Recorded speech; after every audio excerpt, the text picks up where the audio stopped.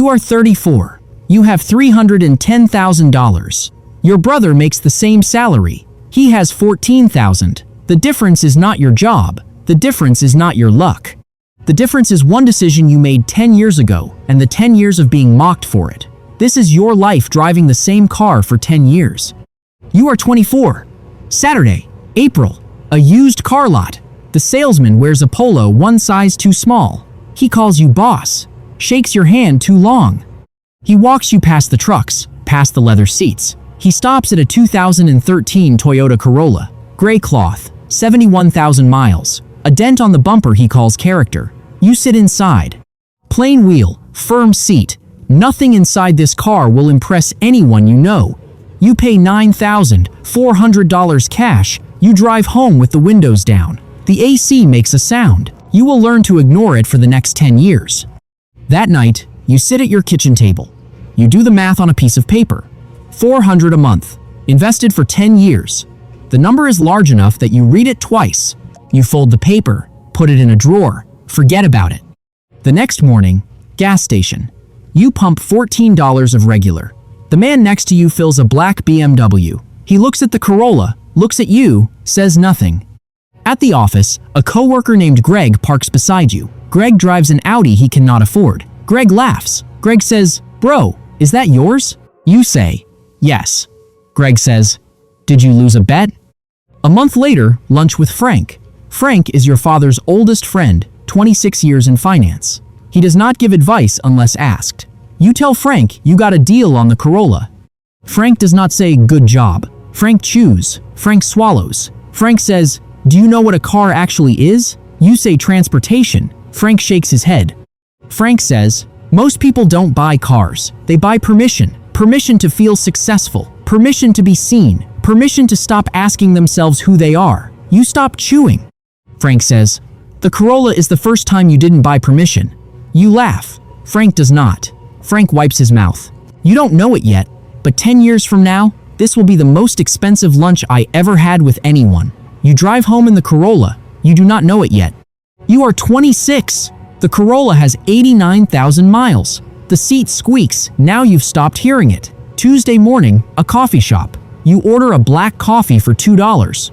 The barista is 16. Her iPhone costs more than your car insurance. She does not look at you twice. You sit by the window. The lot fills. 3 Teslas in a row. 2 BMWs. A G-Wagon. You look at your Corolla. It looks like a joke nobody laughed at.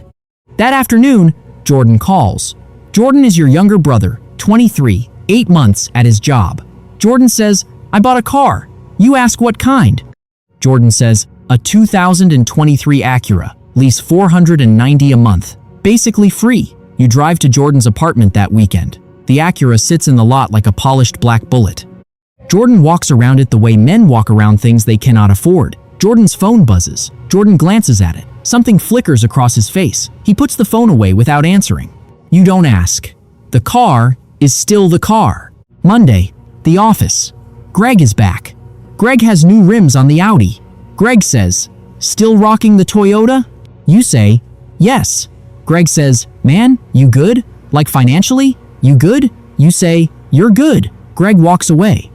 You sit in the Corolla for 30 seconds, your hands on the wheel. You are not okay. Not because of money, because of the way Greg said it. That night, grocery store, 9 p.m. A woman loads groceries into a Range Rover next to you. She is alone. Her cart is full of frozen meals. She looks at your Corolla. She looks at you. She says, "Is that a 2013? You say, "Yes." She says, "Smart. They last forever." She closes her trunk and drives away. You stand in the parking lot. The woman in the Range Rover just said the only kind thing anyone has said about the Corolla this year. You drive home. You sit in the kitchen. The piece of paper from 2 years ago is still in the drawer. You take it out. The number has grown. You put it back. The doubt is starting to live inside you. The car is still the car. You do not know it yet, but the question Frank planted is starting to grow. You are 28. The Corolla has 112,000 miles. The driver's side door takes 2 pulls to close. You know the trick. A Monday morning office parking lot. A woman from accounting walks past your car. Her name is Rachel. She is 46. She drives a Camry. Rachel stops. Rachel says, "Honey, are you okay?" You say, I'm fine. Rachel says, if you need anything, a loan, anything, just ask. We've all had hard years. You smile. You say, thank you. Rachel walks away. You're not having a hard year. You have $91,000 in your savings, but you cannot say that. Wednesday, lunch, the cafeteria. Two coworkers at the next table do not see you sit down. The first one says, did you see his car? The second one says, I feel bad for him. He works hard. The first one says, maybe he sends money home or something. You stand up. You leave your tray. You eat at your desk. The car is still the car.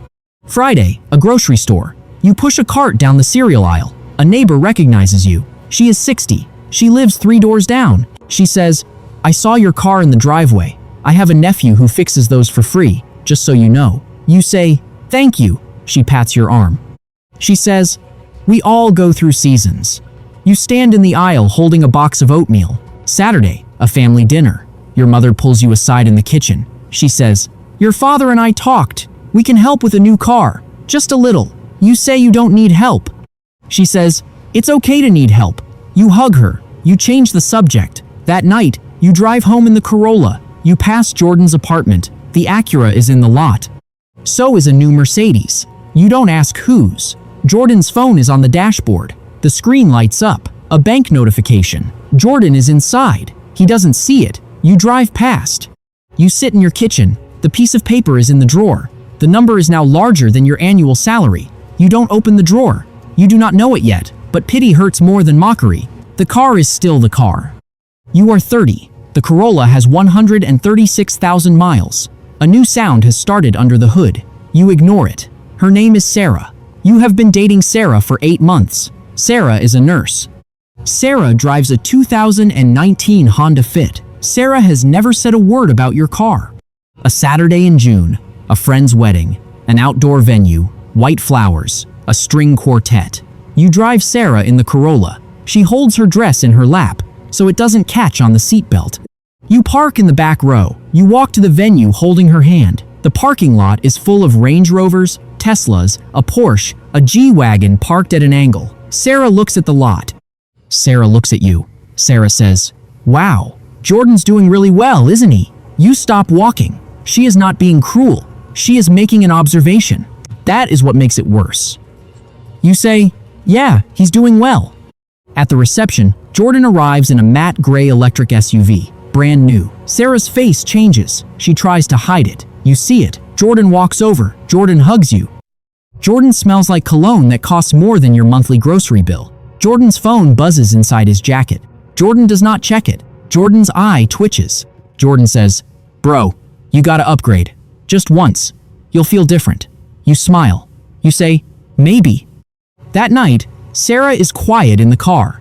Halfway home, she says, I just want you to enjoy your money. That's all. You drop her at her apartment. You drive home alone. The car is still the car. You sit on your couch at 1 a.m. You open your phone, a car app. You scroll. A 2024 Lexus. $43,000. Financing available. Your thumb hovers over the button. You think about Sarah's face in the parking lot. You think about Jordan's cologne. You think about Frank. You close the app. You put the phone down. You sit in the dark for 20 minutes. You open the drawer. You take out the paper. The number is $148,000. You put the paper back. The next morning, a gas station. You pump $15 of regular. A man at the next pump is filling a brand new pickup truck. He is on the phone. He says, yeah, $800 a month. I can barely breathe. He hangs up. He smiles at you. He says, nice morning. You say it is. You drive home. You sit in the kitchen. Your phone lights up. A text from Sarah. It says, I'm sorry about last night. You don't need to upgrade for me. You stare at the screen for a long time. You do not know it yet, but tonight was the night you almost broke. The car is still the car. You are 32. The Corolla has 162,000 miles. The check engine light came on 3 weeks ago. You drove it to a mechanic. He said it was a sensor. He fixed it for $90. The light is off.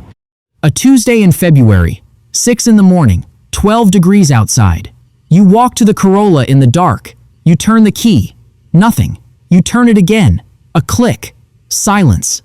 The battery is dead. You sit in the cold for 30 seconds. You do not panic. You have done this before. You call AAA. The driver arrives in 20 minutes. He is 25. He has a beard and a coffee in his cup holder. His name tag says Marcus. Marcus opens the hood. Marcus connects the jumper cables. Marcus looks at the Corolla. Marcus looks at you.